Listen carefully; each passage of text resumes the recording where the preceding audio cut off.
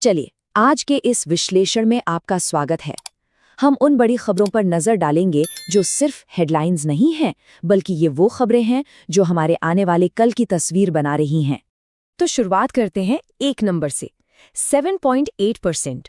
अब ये सिर्फ एक आंकड़ा नहीं है, बल्कि आज की जो सबसे बड़ी आर्थिक कहानी है ना, उसकी नींव है ये। तो इसका मतलब क्या है, आइए समझते हैं। तो ये जो 7.8% का नंबर है, ये असल में तीसरी तिमाही में भारत की जीडीपी ग्रोथ रेट है। और पता है क्या, ये उम्मीद से कहीं ज्यादा है। इसे आर्थिक मोर्चे पर एक बहुत बड़ी जबरदस्त कामयाबी माना जा रहा है।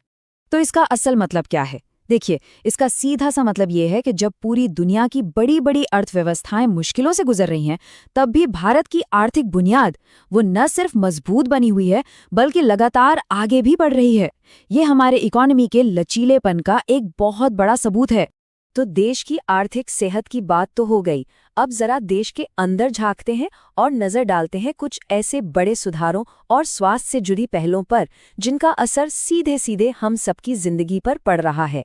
एक बहुत बड़ा पॉलिटिकल डेवलपमेंट हुआ है। दिल्ली की एक अदालत ने दिल्ली शराब घोटाला मामले में मुख्यमंत्री अरविंद केजरीवाल और कुछ अन्य लोगों को बरी कर दिया है। वजह? अपर्याप्त सबूत। ये एक ऐसा मामला था जिस पर सच कहूं तो पूरे देश की नजरें टिकी हुई थीं। और इसी के साथ हमारी न्याय व्यवस्था में भी एक बड़ा सुधार हो रहा है।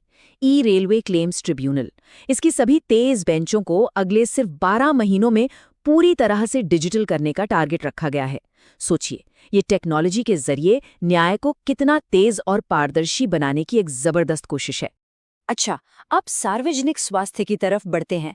कैंसर के खिलाफ देश की एक नई और बहुत बड़ी लड़ाई शुरू होने जा रही है। और ये लड़ाई है सर्वाइकल कैंसर के खिलाफ, जो एक बहुत बड़ा कदम है। आज से ही पूरे देश में एचपीवी टीकाकरण अभियान शुरू हो रहा है। इसका सीधा सीधा एक ही मकसद है, लाखों लड़कियों को इस गंभीर बीमारी के खतरे से बचाना। अब चलिए देश की सीमाओं से बाहर निकलते हैं और जूम आउट करके देखते हैं कि अंतर्राष्ट्रीय मंच पर क्या चल रहा है। यहाँ कूटनीति और तनाव दोनों एक साथ देखने को मिल रहे हैं। विश्व मंच पर भारत की जो भूमिका है, वो दो बिल्कुल अलग अलग तस्वीरों में नजर आ रही है। एक तरफ देखिए, भारत और इजराइल हैं जो रक्षा, टेक्नोलॉजी और व्यापार में एक दो नहीं बल्कि पूरे 17 समझौतों पर साइन कर रहे हैं, अपनी साझेदारी को नई ऊंचाई दे रहे हैं। और वहीं दूसरी तरफ पाकिस्तान और अफगानिस्तान के बीच बॉर्डर पर टेंशन लगातार बढ़ रही है। तो ये सहयोग और संघर्ष की कहानी एक साथ चल रही है। तो ये तो हुई विश्व मंच की बात। अब चलते हैं डिजिटल दुनिया की तरफ और देखते हैं टेक्नोलॉजी में हुए 3 बड़े डेवलपमेंट्स पर एक नज़र। सबसे पहले एआई यानी आर्टिफिशियल इंटेलिजेंस की दुनिया से एक बड़ी खबर। गूगल ने एक और बड़ा दांव खेला है।